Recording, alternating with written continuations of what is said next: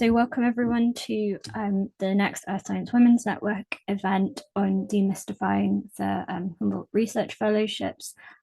This is the first time that we've hosted an event on this fellowship scheme, and I'm really excited to have 5 really great speakers, including Anne Kremer, who's the Program Director for Geosciences at the Humboldt Foundation itself, which is really cool.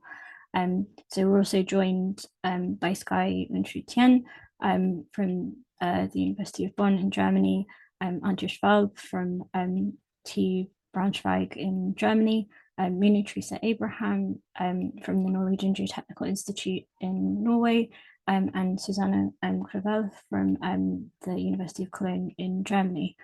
And we're really excited to have everyone join us today as well, for what we hope is an enjoyable event and you get lots and lots of things out of it. So a bit about what to expect during the event today. So we have a welcome for around 5 minutes, followed by some self-introductions from our panelists, an introduction to the fellowship from Anna from the Humboldt Foundation, the panel discussion and Q&A. And then we'll have a breakout room session, which we know you'll really enjoy, and you'll actually be able to get to meet our panelists one in a breakout room. And then we'll close the event at around 5 p.m. UTC. If you have any questions or tech issues, please send them to me. I'm questions@ESWN, and I'll make sure that your questions go to our panelists. Also a disclaimer, this is an ESWN hosted event with a speaker from the Humboldt Foundation. So a bit of housekeeping, and please remember to abide by ESWN's code of conduct. The link will be dropped in the chat very shortly. All aspects of this event, except for the breakout rooms, are being recorded for those who can't join us live. This event is fully closed captioned, and if you want to use the captions, you can hit the little CC button at the bottom of your screen. If you hide the subtitles for you, if you don't want to see them, then it'll only hide it for you and not the whole meeting. So don't worry about that. You'll also be muted for the duration of the event. You shouldn't be able to unmute yourself, but if you find that you can, please remember to not do this so that we have a nice quiet environment for our speakers. Remember to send your questions via the chat to questions host, which is me today, and share your thoughts in the chat as the event progresses as well. We're all virtual, and so to try and recreate what we might have in person, please remember to send us your thoughts on what you're thinking as you listen to the presentations and the discussion as well. If you also have any tech issues, that should say questions at ESWN today, that's an error. So please remember to do that as well if you get stuck. So now if an introduction to the Earth Science Women's event, Earth Science Women's Network, if you've not come across this before. So ESWN is a 501c3 nonprofit organization dedicated to increasing diversity across the geosciences, with an emphasis on creating and supporting a nurturing community, working for cultural change to eliminate barriers to a diverse scientific workforce, and empowering scientists through professional development. And it's all led by a board and associate board of directors. So Alessia Langley and I, who are here today, and Corinne, who will join later, we're all volunteers, and we sit on the associate board of directors and the board mix of us today. And now a quick introduction to the Alexander von Humboldt Foundation. So the Humboldt Foundation aims to promote academic cooperation between excellent scientists and scholars from abroad and from Germany. It's funded by the German Federal Foreign Office and the German Federal Ministry of Education and Research. And funding from the foundation allows individuals to conduct a research project in Germany that they devise with a host institution. And the foundation also aims to promote international cultural dialogue and academic exchange. And you'll find out more about the foundation in Anna's talk. A bit about why we chose to host the event today. So this was actually a response to our member event survey, which took place around 3 years ago, and there was a really big call for seeing more from non-USA based funders, so this is one of them. We really want to support members at all stages of their careers, and the Humboldt Foundation has options for several stages. Promote careers inside and outside academia, and lastly, to set you up for application success, and we really hope that this webinar will help to do that for you. So now it's my great pleasure to introduce today's speakers and panel. So we have Anne Kremer, who's from the Alexander von Humboldt Foundation, and she's the Program Director for Geosciences. Sky Tian, who's from the University of Bonn in Germany, Antje Schwalb from the TU Braunschweig in Germany, Minu Teresa Abraham from the Norwegian Geotechnical Institute in Norway, and Susanna Crevel from the University of Cologne in Germany. And with that, I'm going to hand over to each speaker to introduce themselves very briefly. Yeah, hello, and thank you for having me on this panel. I'm also really happy that you invited all of us to this event, because I think it's really important to have more women in science, and we would like to support that. Yeah, I'm Antje Schwalb, or just Antje. I'm a geologist, and I'm interested in the interactions between humans, climate, and landscape, and especially human impact. And I have biologists and geoscientists in my team, also a climate modeler. And recently, there were also a couple of anthropologists who joined the team. And yeah, we are working in different regions all around the globe. Of course, in Central Europe, we have for a long time, we have worked in China on the Tibetan Plateau, and we are working also in the Americas. And I'm really interested in also collaborating with colleagues from engineering and humanities, because I think we need to expose ourselves to other perspectives, and that way we gain more creativity and we can increase our innovation in research and teaching. Yeah, thank you. I'm looking forward to the discussion. So hello, everyone. I'm Skyway Shutian. I'm very happy to be here today, sharing my experience with the Humboldt Foundation with you. I'm a micropaleontologist. The model organisms I work on is marine ostracode. I use it as a model proxy to investigate a lot of different questions, from macroevolution to macroecology, like water speciation and extinction dynamics over the Cenozoic time, and also some more human-related problem, like the large-scale biodiversity and biogeographic patterns in the modern oceans, and how all these species will respond to current and future scenarios of climate change. I also work on a bit on foraminifera to expand my research interest. And yeah, again, thank you. Nice to be here today. Hi everyone, myself Minu Teresa Abraham. I was a Humboldt Fellow last year. I was at Aachen. I'm basically a geotechnical engineer now working at the Norwegian Geotechnical Institute. I'm very happy to be here to get to know more from the ESWN network, and also to share my experiences when I was a Humboldt Fellow in Germany for a year. Yeah, so thank you so much for the opportunity, and I'm very much happily looking forward to the discussion. Yeah, hello, also from my side. My name is Susanne, and I'm a meteorologist, so I've worked on a broad range of topics, starting from ocean air interaction, and then moving to the stratospheric chemistry.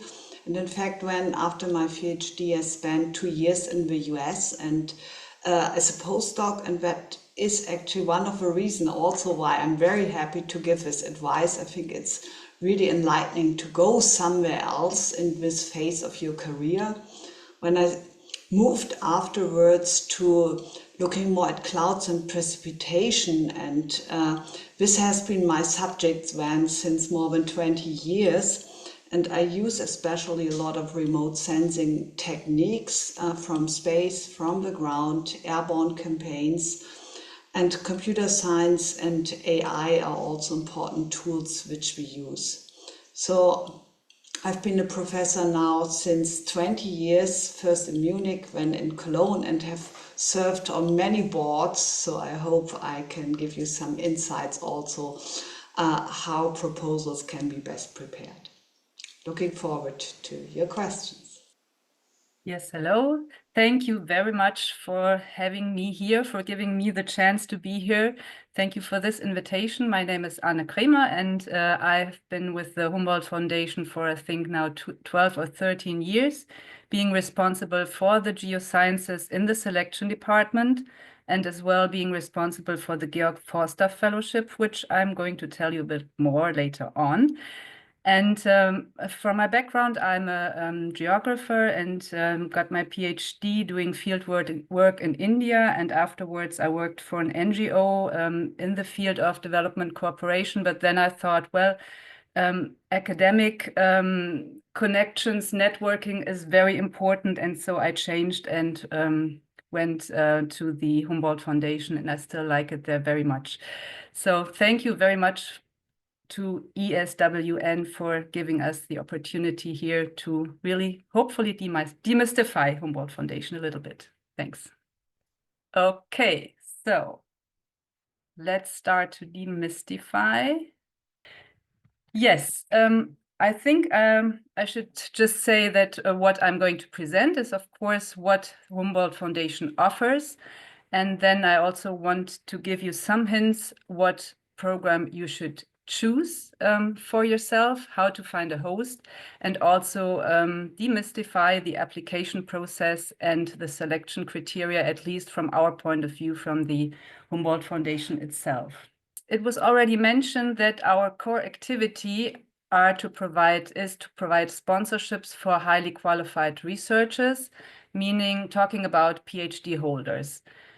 We are open to all disciplines from all over the world, and what is very important, we don't have any quotas. The fellowships we provide are meant for extended research stays in Germany.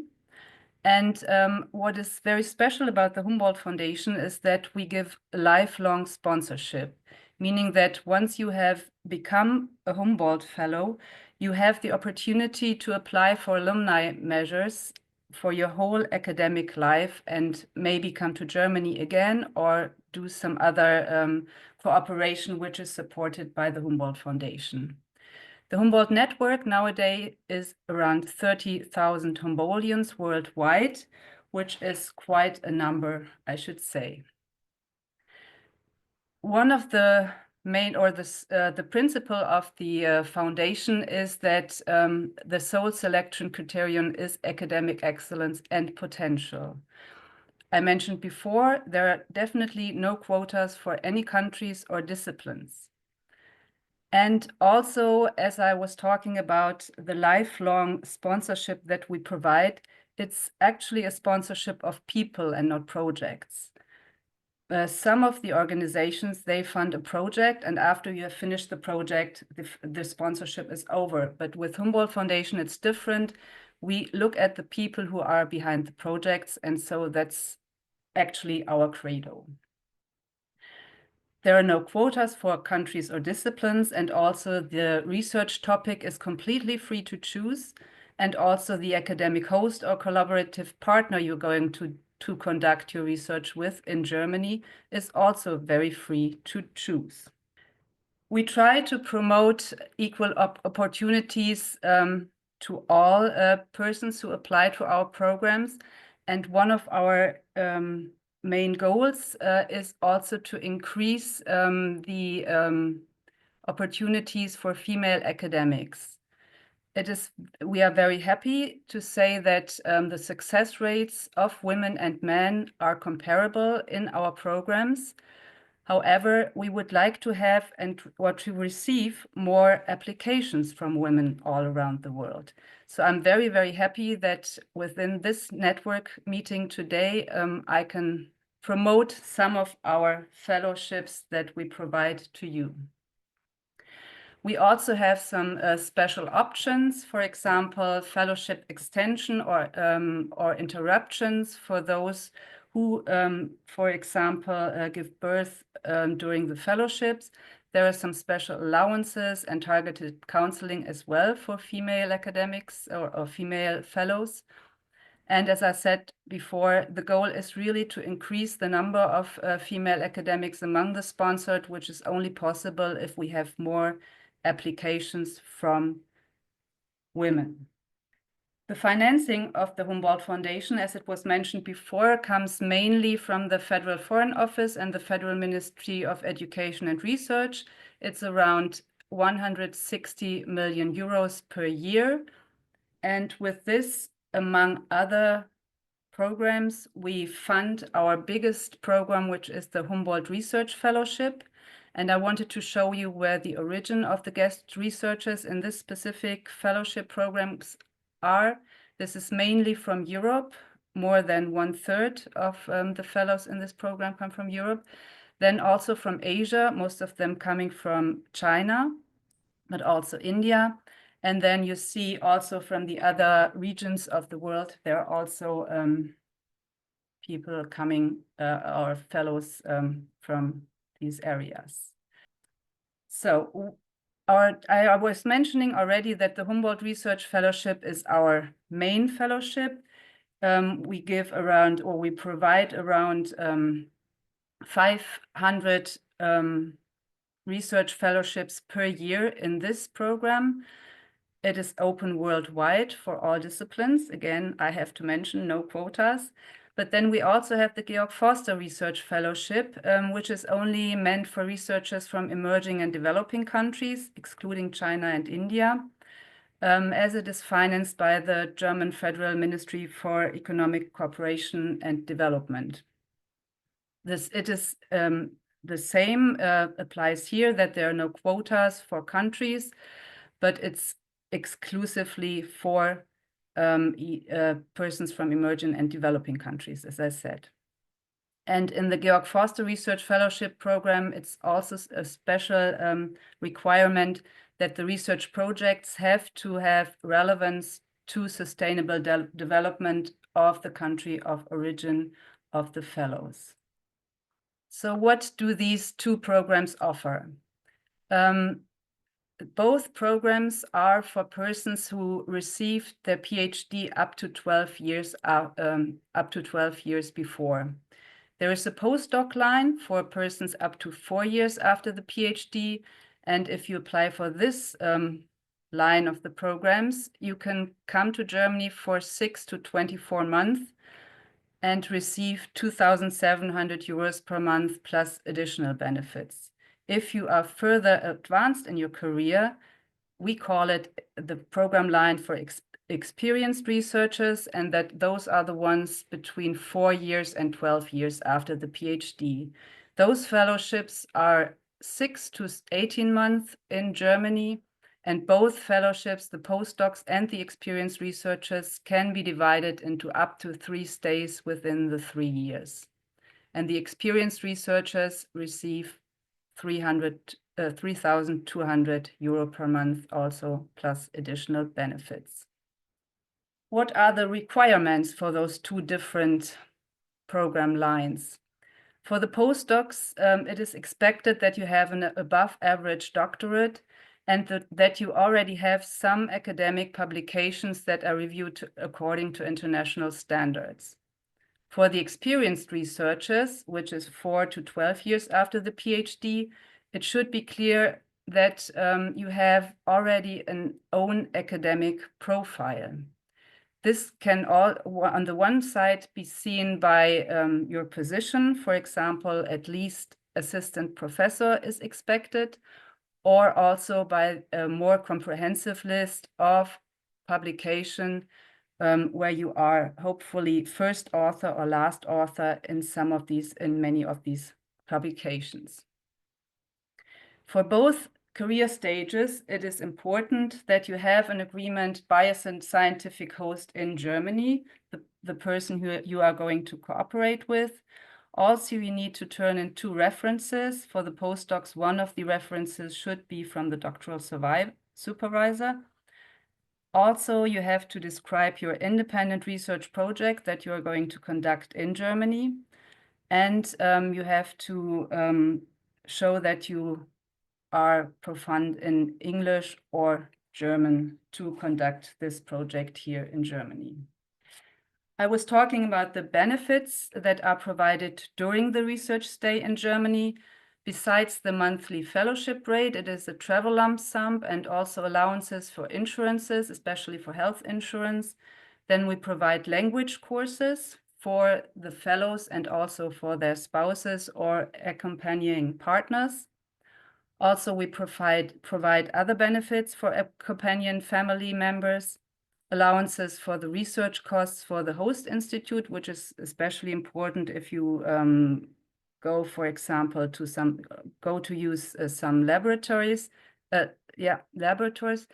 and also in intensive and individual mentoring by personal contacts at the foundation.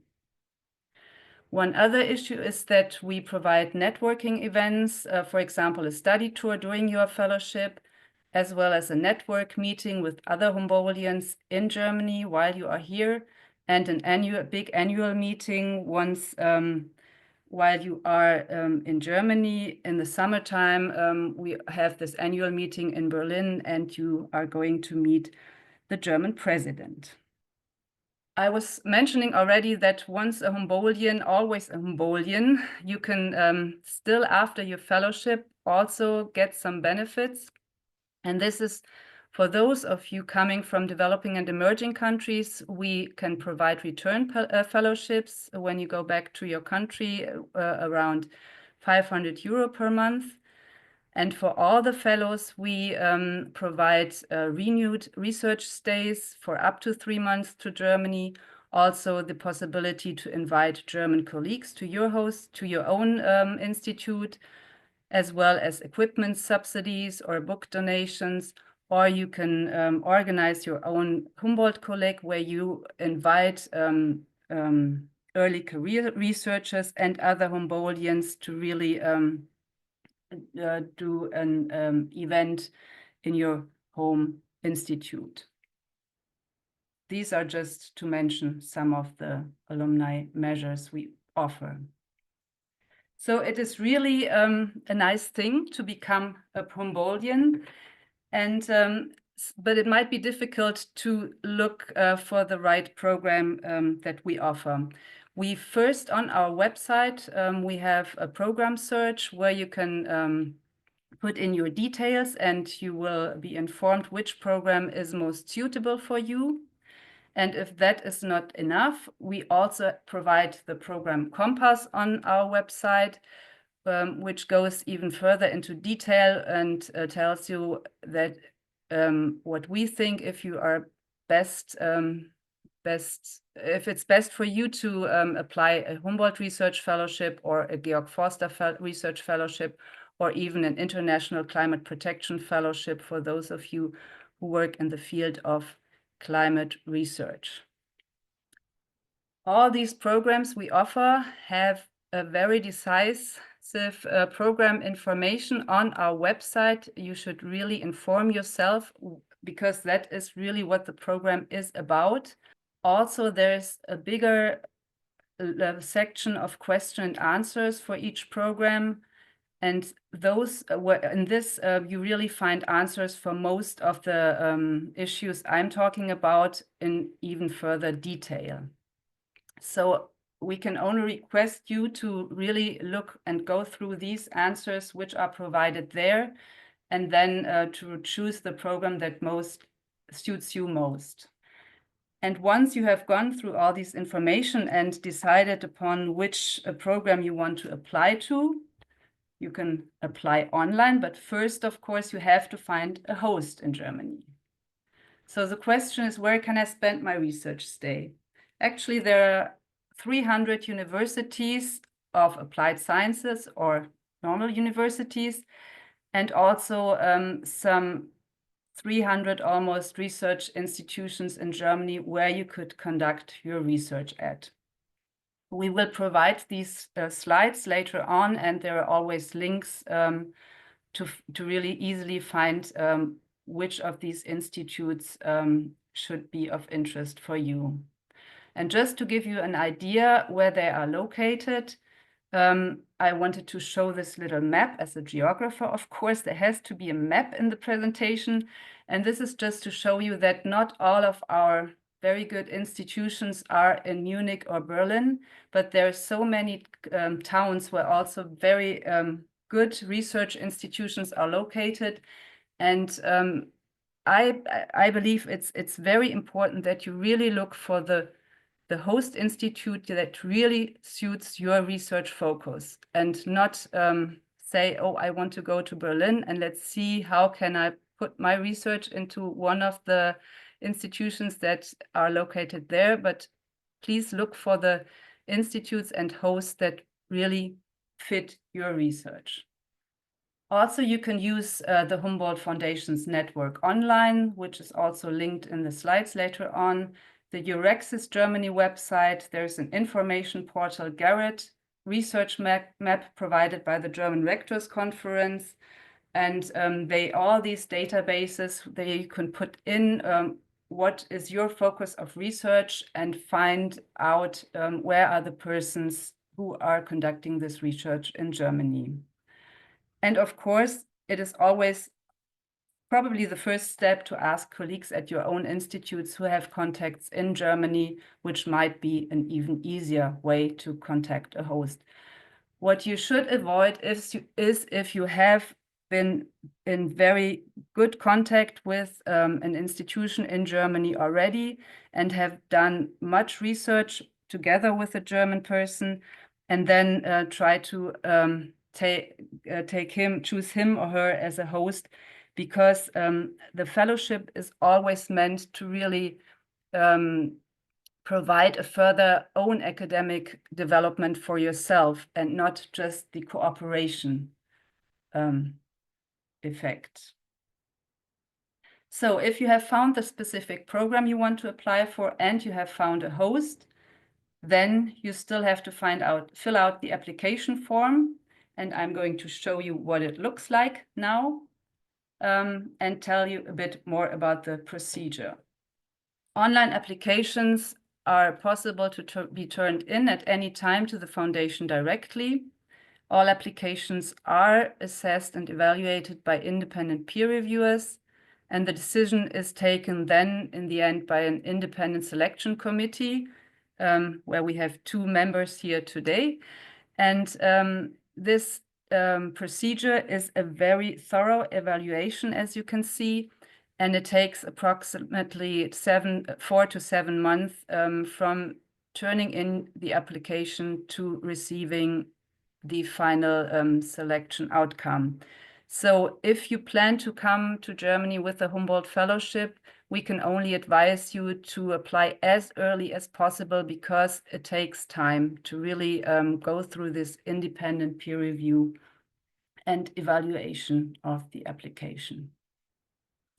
So this is what the application looks like. You, of course, first choose the program and then start the application. And I just want to highlight some issues which we think are very important in filling out the application form. First is, as I said, that the Humboldt Foundation sponsors people, not projects. So it is very important that you really put any time in the CV that was, for example, a career break due to care time or other times where you could not really conduct the research as you were planning to really be very open about it if possible, because only then can the persons who are evaluating your CV see that there was a career break. And also what we put very newly in the application form is that you are able to put additional information on your CV in the application form in case of structural and or personal disadvantages. You are free to put those here to make the persons who are evaluating your application understand your personal situation. This additional information is not given to the external reviewers. It is only seen in the head office and in the selection committee to protect the privacy. Another important field, I believe, is the field of research point in the application and the abstract of your research proposal, because that is how the foundation looks for the evaluators. You should really carefully choose the research area you are you want to be evaluated in. Sometimes it's very difficult because it's interdisciplinary, but then it should also be put there that it's an interdisciplinary application. And also the short abstract of your research proposal should be written so that laypersons can also understand it. Because as I said, it's a selection committee that's interdisciplinary who in the end decides upon your application. And it makes it a lot easier if they understand what you are planning to do for your research in Germany to vote in favor for your application. Besides this short summary of the research outline, you will also be asked to turn in a 5 pages research outline. And this should definitely clearly include the research question and point out the originality and innovativeness, and also be very clear about the academics methods that you are planning to use during your stay in Germany. It must also demonstrate that it was drawn up independently by you and of course agreed upon with the host, but it should be an independent project, not a project of the host that you are just conducting. It should be your own project. This should be very clear in the research outline. Also, you are asked to turn in key publications and a publication list, but as the Humboldt Foundation believes that quality matters more than quantity, by choosing the key publication, you should try to find those that represent your most important academic results, where you also have made major contributions, so that the evaluators can really see what you have achieved so far. Those publications have to be at least submitted to a publishing house. Exception is the unpublished dissertation. Then also one further hint is that with the references or expert reviewers you have to ask for a review, those should be very well acquainted with your academic work today. It should not be persons you have never met before, because those are the ones we choose as peer reviewers later on maybe, but it should be reviewers who know you very well.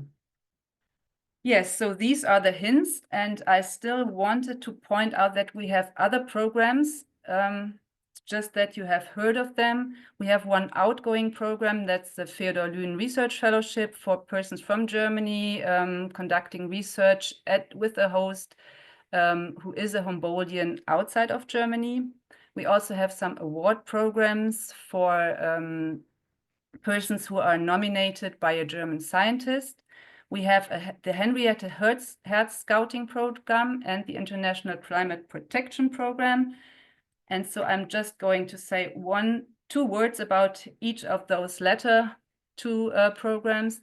The International Climate Protection Fellowship is one of the very few programs where you don't have to have a PhD in the Humboldt Foundation, but it's meant for young leaders, maximum 12 years after the bachelor. And if you're interested in this program, there is a Zoom info event next Tuesday. You are very welcome to join. The link will be on this slide, but it's also found on our website. And the Henrietta Herz Scouting Program, it is also a different program, because there you cannot apply for at the Humboldt Foundation, but it's rather a program where German scientists apply to become a scout.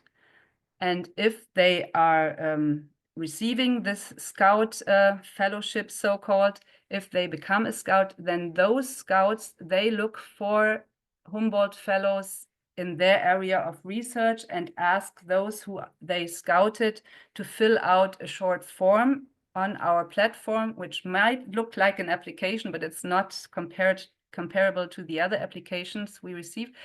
And those then receive a Humboldt Research Fellowship, but it's not a program where you can apply for if you are coming from a country outside of Germany. There's also a Zoom info event on February 12th.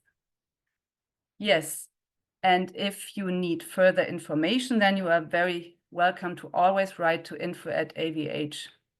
And that should be it from my side now. Yes, thank you very much. Great, thank you so much. That's such a great presentation. I'm sure that was really useful for everyone who's attending today. Up next, we're going to have our panel discussion. So thank you to everyone in the audience for sending us your questions in our registration form. There were lots of questions, but we found some common themes amongst those. We've narrowed it down to some key questions within 6 key themes. And the leading questions for each of those themes will be pasted in the chat as we go through. And also a reminder, if you don't get your question answered just now, or within the answers that the panelists will give, there is an opportunity to ask more questions during the breakout sessions. The first theme is around choosing a host and location. And so within this theme, what should applicants think about and consider in a host and location, and what sort of timeline should applicants work to? And for this theme, we're going to be joined first by Sky and then by Mimi. So Sky, what sorts of things should our audience think about within these questions? Yeah, I think the most important and first criteria for choosing the host is a match in your research interest. Like I'm a micropaleontologist, which is actually a very small research area. So the available choice are actually very limited. And my PhD supervisor recommended my current host, that is Professor Martin Langer, to me. I checked his publication record first to see if his research questions are relevant to me, if they are my interest. And then I made the first contact through email and then Zoom meeting. Through all these interactions, I can see Professor Martin is a very nice person, and he's kind enough to support me in applying the Humboldt Fellowship. And it turned out we work very well together now. I think it's important to widen your search a little bit to know the active researchers in the field, and that is especially relevant to your own studies. Well, for the locations, I think it's totally depend on which host you like. So it's not much a choice of your own. And I started the application the same time when I writing my PhD thesis. So it was a time of a lot of pressure to me. I think the ideal timeline for preparing the application for me is 3 months in advance. Like from the initial process of contacting the host and discussing the possible projects, what kind of topics you can work on together, and then drafting the application, filling in all the online forms and prepare the supporting documents. This whole process needs time. Actual writing of the research plan, it really depends on your personal schedule, but you need to consider the time needed for you and your host to communicate and change the suggestions and revise the proposal together. Because one very good point about the Humboldt Fellowship, I think, is there is no deadline in the submissions, which really provides me with a lot of flexibilities. So I can handle that. At the same time, with many other things, no deadline also means I don't need to rush too much, but at least 3 months of the preparation time, I think is necessary for you to actually think and come up with a solid proposal. Yeah.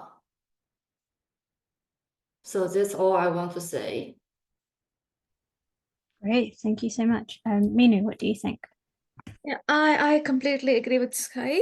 So the most important thing is your research area. So it should be well aligned with your host or research interest.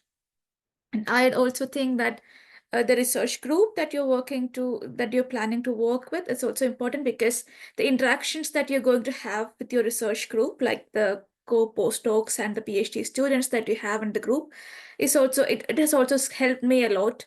So I have also been in touch with all of them, and even now I'm still in good communication with the group that I have. So it actually helps uh, a lot in your growth. So the first uh, thing to consider is obviously the match of research with your host, and considering the location, it's the priority is the host. Then you should also choose, like, uh, if you want also to consider the living cost. I see that there were questions on the uh, uh, uh, these aspects. So when you choose the location, it is also good to consider if you really want to live in a city or maybe a countryside. If you have preferences, like if you have such preferences, it might be useful uh, in that aspect. And then regarding the proposal and the application, in my case, I was recommended by a scout to the Henrietta Scouting Program. So then my application process was different. So then instead of a complete research proposal, I had to submit a 4,000 character proposal, like a small summary of what I was planning to do, and also what will be the impact of my proposal. So when you have to explain things in smaller words, you have to be very careful. So I had so many iterations with my host regarding what exactly we want to do and how exactly we plan to do. So when you have small very short span to explain yourself, it should be very carefully done. So we also took a few months time to come up with the application that we both agreed on. I think that's also important when you're applying for the fellowship, because it's very important that you convey the plan you have in mind uh, with the selection committee precisely, so that it will be easier for them to understand what you plan to do. Yeah, so this is my opinion. Awesome, thank you. Would anyone else on the panel like to add an answer for this one? Maybe I can say that this is also an important criterion where both reviewers and also the panel then looks for how good the match is. And I think the two said very important things that should really show that you are also fostering your career with that, and that it's also an active research group. So I think it's really worth investigating time for a good search.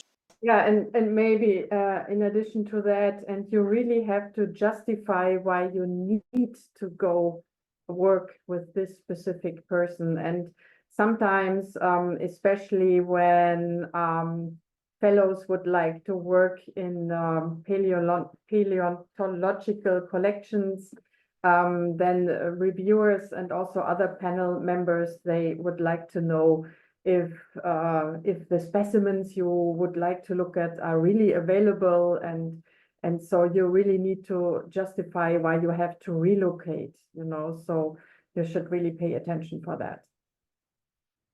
Awesome, thank you. Does anyone else have anything else to add? And we can go on to the next topic. No? Okay. So we're going to go on to theme 2, some of which I think we already touched on. But this is about writing the application.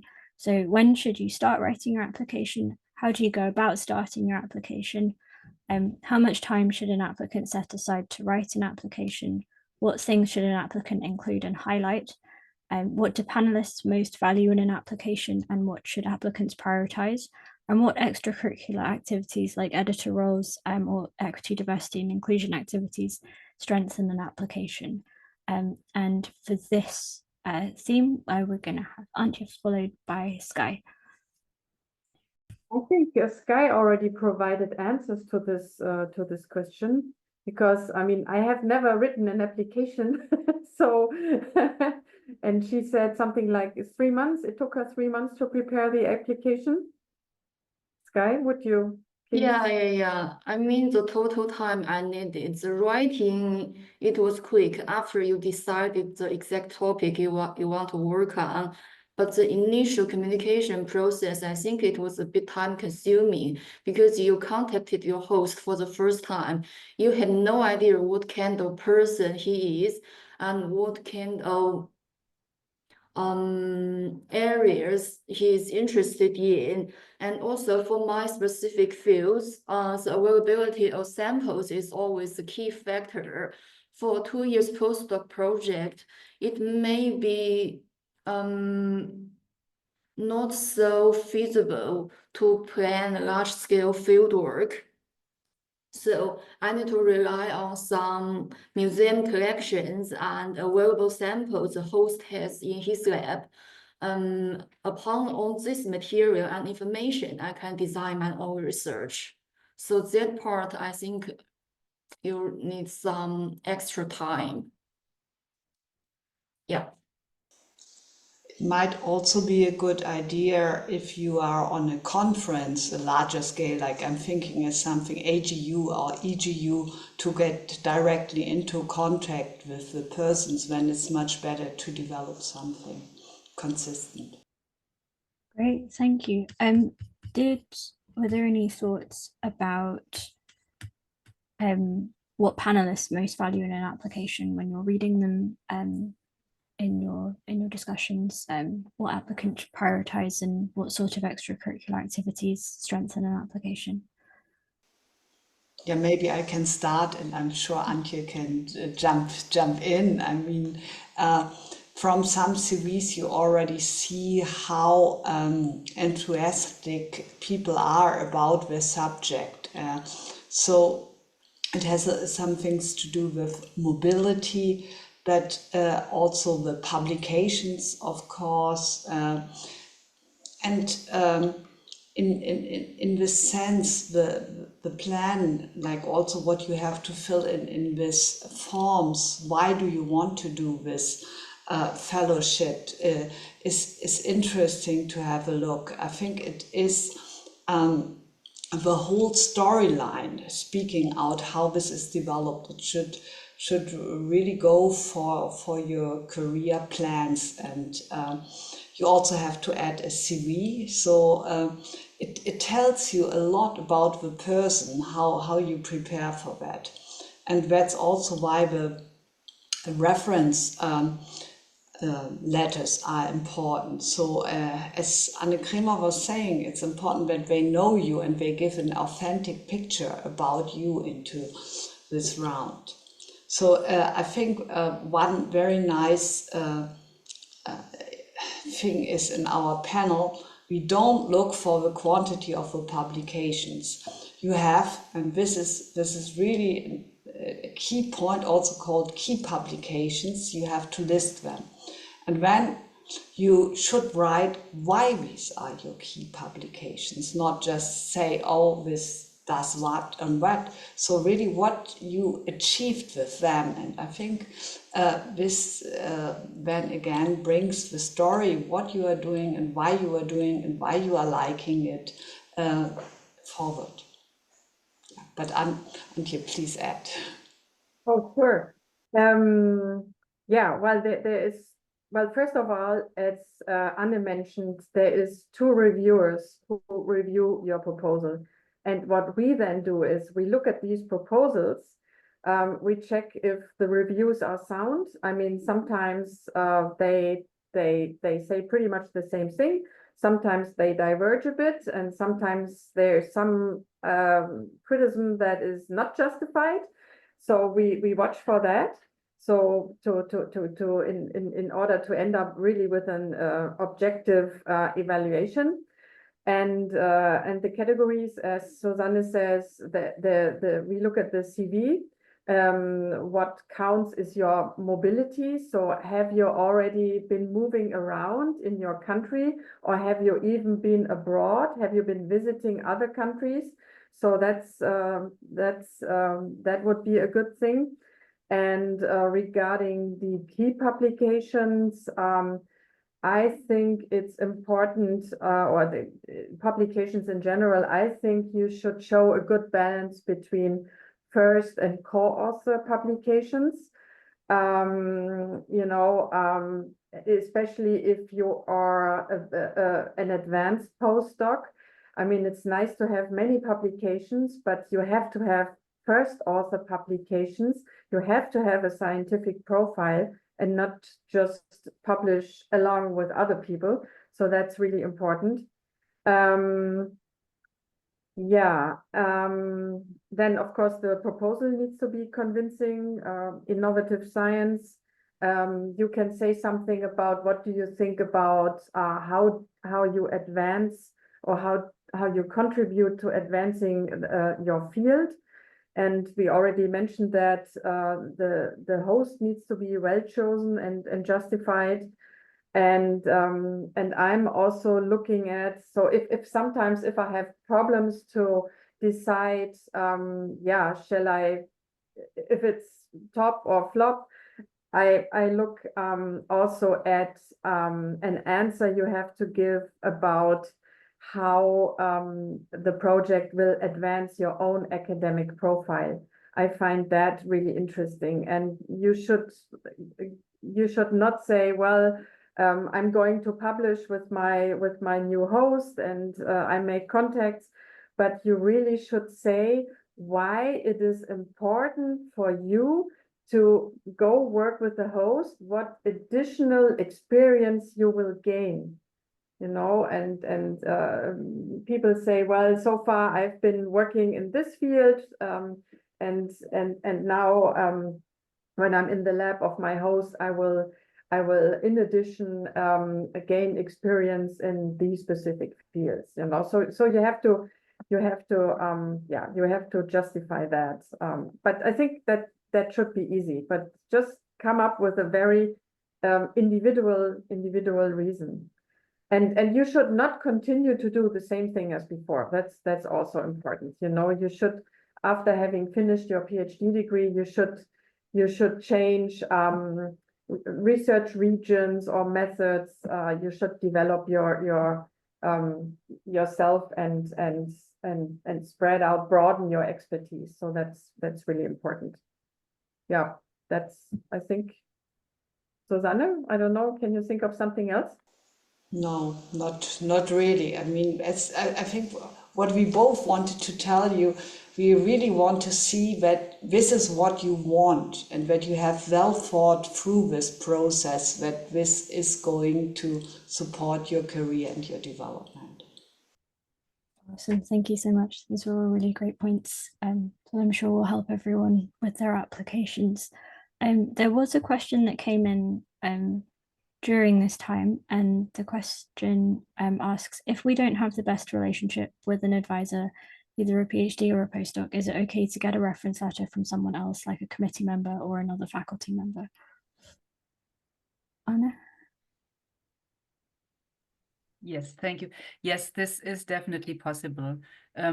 It's not very often that we have this case, but it has been the case for other applicants as well. So, but maybe it's better for you to be sort of open that it's not possible to get a review from the doctoral supervisor.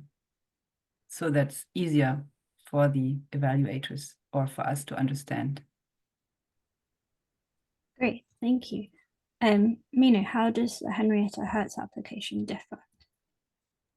The application process, primarily the scouting program, the first application goes from the scout. So their review is very thorough, and it's a different process that we fellows are not applying to. But then the scouts are actually finding and choosing and recommending the fellows for the program.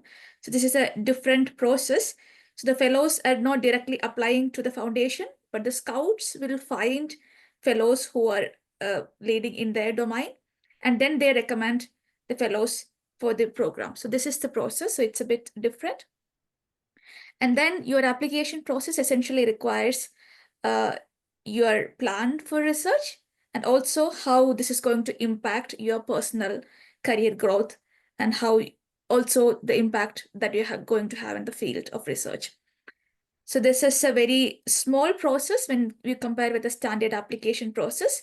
The first review, the first application process, but after you complete your fellowship, there will be a gap of 1 year, and after this 1 year duration, you will be going through a thorough review process where your career after the fellowship will be evaluated strictly by external reviewers, and your publications and the output that you have from during the fellowship will be evaluated.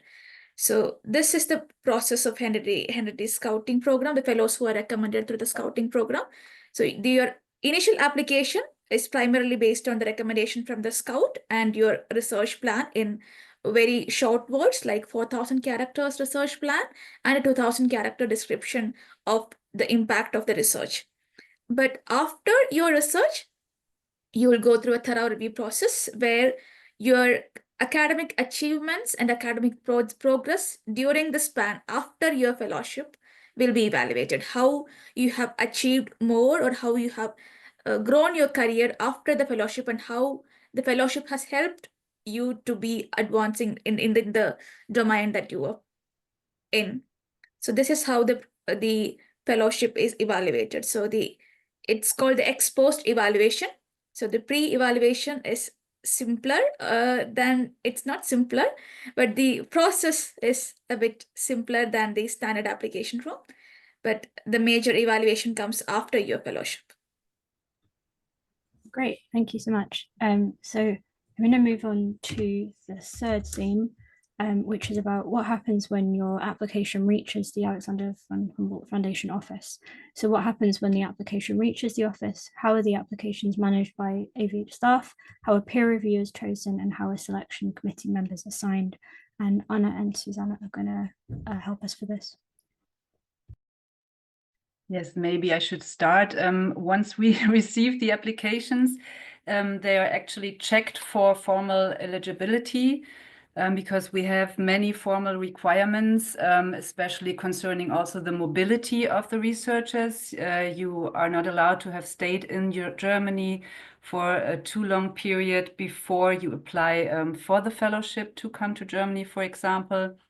And of course, for example, if you have career gaps that are relevant to the application deadline, I should call it, 4 years after the PhD, and you want to apply for a postdoc, but for example, you have given birth to children after your PhD, then we provide 2 years of Ausfallzeit. Well, you get an extra 2 years for each child that has been born after the PhD as a woman.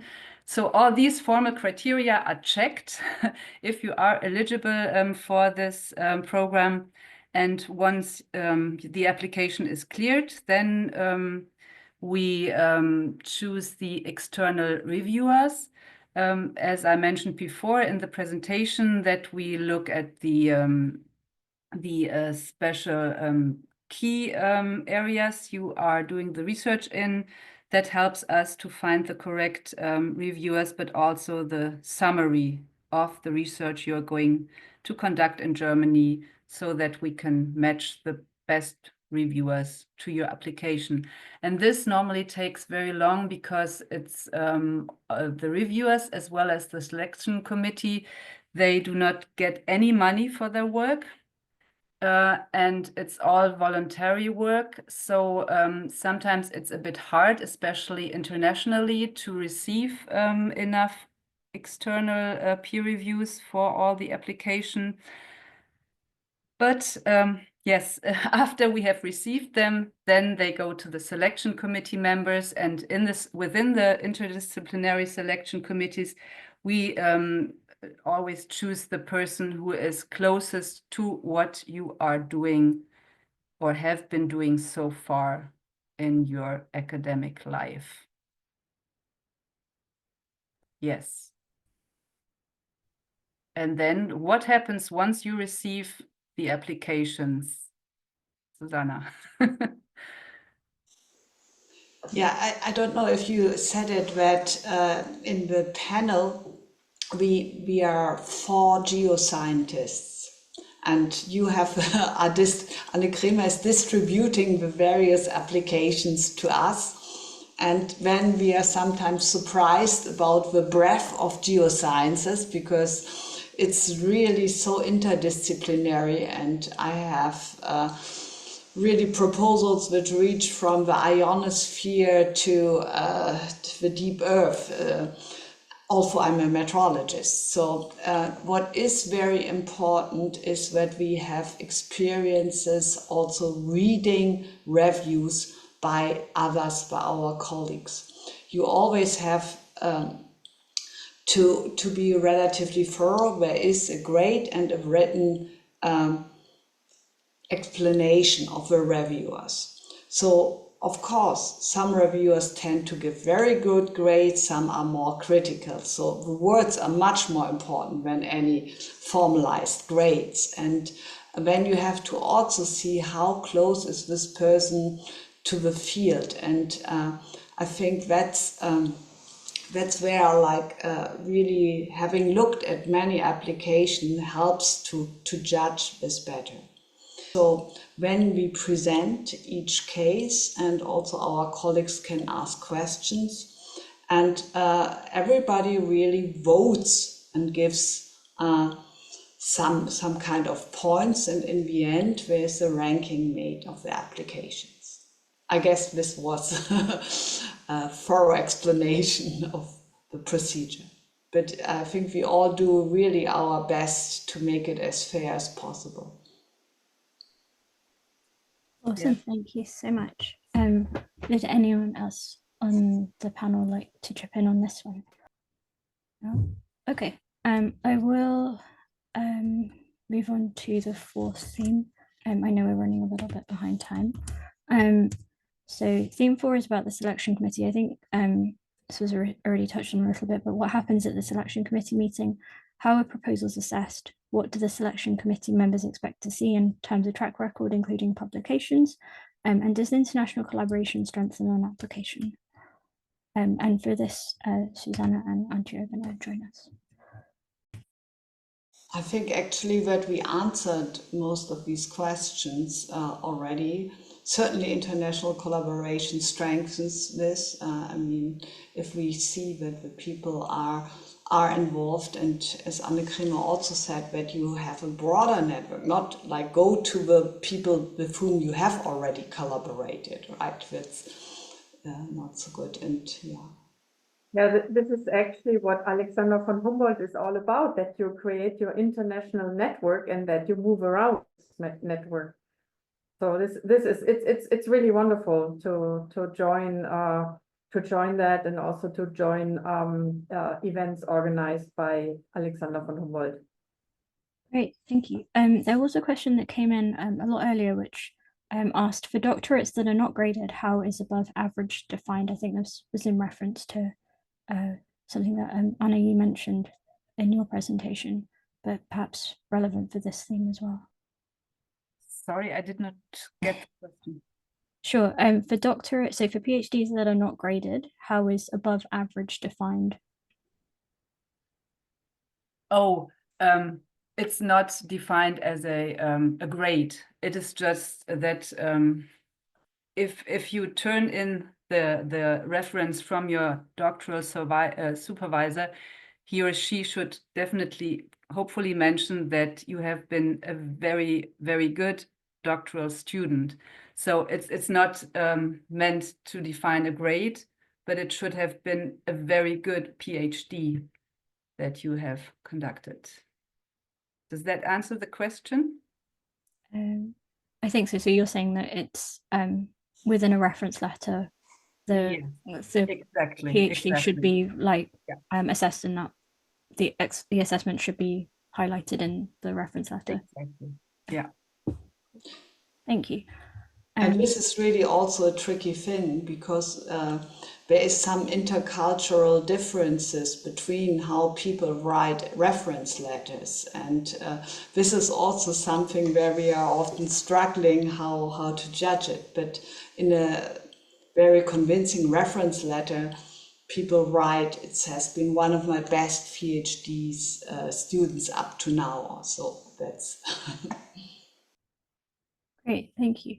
There was also one other question that asks, is there a requirement for fellows to leave Germany at the end of the funded period? Well, actually, it depends on from which country you are coming from, because your visa will not be extended anymore after the fellowship if you require to have a visa. But of course, you are allowed to stay here if you have a chance to. Yeah. You don't have to pay back the fellowship if you stay in Germany, if you have a chance to stay here. Maybe that's the question. Great, thank you. And then there's one that's just appeared, is there any possibility of continuing research in Germany after the fellowship ends? If you have some funding for it, yes. Great, thanks. So we'll move on to the fifth theme, which is basically you have your fellowship now and move to Germany. So living in Germany whilst being on Humboldt Fellowship and fellowship experiences. So what benefits come with the fellowship? Is the stipend enough to live on? Did the fellowship advance your career? And what would you recommend for women who hold the fellowship specifically within this sort of situation? And for this theme, Sky will start and then Nina will follow. So Sky, what do you think about this one? Yeah, thank you. I think the experience of being a Humboldt Fellow in Germany is very good in general, because there are a lot of annual meetings, network meetings, that allow all the young scholars to gather together, and you can meet your peers no matter what kind of disciplines they are working on. You are roughly at the same stage of your career, so there are a lot of common topics you can discuss and share your feelings. In this process, it's also very beneficial for you to expand your research network. Like, I have met other paleontologists in the annual meeting. The next question, yeah, the salary is definitely enough for me to live in Germany, and it's really helped me build my career, not only because I'm a little bit entering some new topics, expanded my research area by my current project, and also being Humboldt Fellow, to some degree, it kind of prove to your abilities. So in the future, in your CV, you always list this experience as a major advantage. Also, the networking and collaboration opportunities offered by this fellowship helps you to be more and more independent in designing and conducting your own research. You're not progressively advanced from the thinking of a student to more and more like a principal investigator. And in this way, you can prepare yourself to get a tenure-track position in the future. So these kinds of experience and accumulation of knowledge, the help from the host, are crucial for career development, I think. I personally don't have very exact experience of recommended for women for this fellowship, because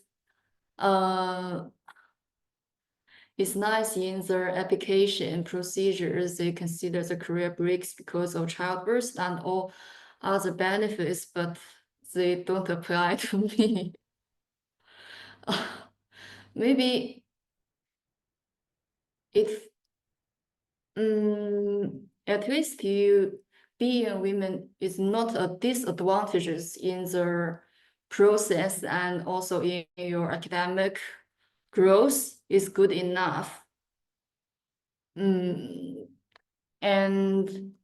living in Germany is also a good experience for me, although initially the adaptation process can be a little tricky because totally different social and cultural environments. But as long as you actually adapt, the research environment here is very good. And all other aspects living here generally okay. I didn't encounter too much problem with language, but yeah, it's case by case difference, I guess. So that's my thoughts. Awesome, thank you. Minu, what were your experiences like? Yeah. What benefits comes with the fellowship? Yeah, you will be, I think it is already mentioned by Anne, but you will be covered for the insurance. You also get 50% of your insurance, and then if it is less than a particular amount, you get full of your insurance, but then otherwise 50%, and then you have transport allowance every month, and then you also get allowances for your spouse and kids if you're coming over with family. This is also important, especially for married people. So then you also get allowances for this, but if you, and the expenses and the living cost, it very much depends on the city that you live in. If you're living in Berlin or Munich or these kind of cities, the accommodation itself can be extremely costly there. So if you are a single fellow and if you are living in a shared apartment, the salary, the stipend, the fellowship amount was very much sufficient for me. This was my case.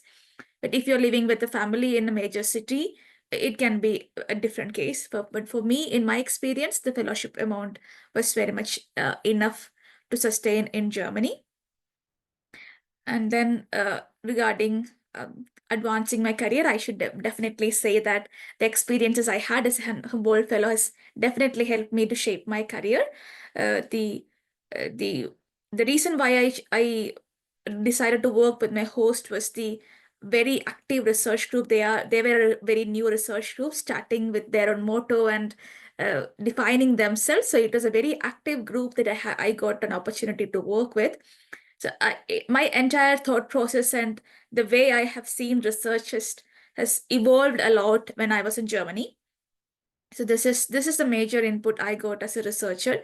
The way I, not just about research, also the way I handle my data, the way the reproducibility of my results, also having like the fairness of data and how to have control on your results and how to have control on your data. This kind of information and the brainstorming sessions we always had as a group has definitely helped me evolve as a researcher. And then would you recommend for women who hold the fellowship specifically? Yeah, I think it is a good option because Humboldt definitely considers these career gaps, and I also know people who have taken extension of their researches to take care of the kids. These kind of considerations are there for women. So I think Humboldt specifically support women and also people who are raising their kids. So this is a very interesting part of having a Humboldt Fellowship. So once you're part of Humboldt family, the family definitely, as a Humboldtian, they try to support you in through these situations so that these kind of situations do not affect your career. So this was my experience with the Humboldt family. Yeah. Great, thank you so much. So we're now on to the last theme. So hopefully we'll get some time for breakouts at the end. So theme 6 is about special considerations, so views from the selection committee and from foundations. So how is the effect of the pandemic taken into account in applications, and how are extenuating circumstances or career breaks viewed by the panel? And for this theme, Susanna and Anna are going to join us. Anne, do you want to start? I mean, Yes, of course I can. I just don't want to take the word again. Yes, career breaks are definitely taken into consideration. As I mentioned before, especially when we look at the eligibility of the applications. For women, we count 2 years for each child that was born after receiving the PhD, up to a total of 6 years as extra time, so-called, or career break time. And also the pandemic can be considered if you put it in your CV. I mean, you have to let us know if your institute was, for example, closed.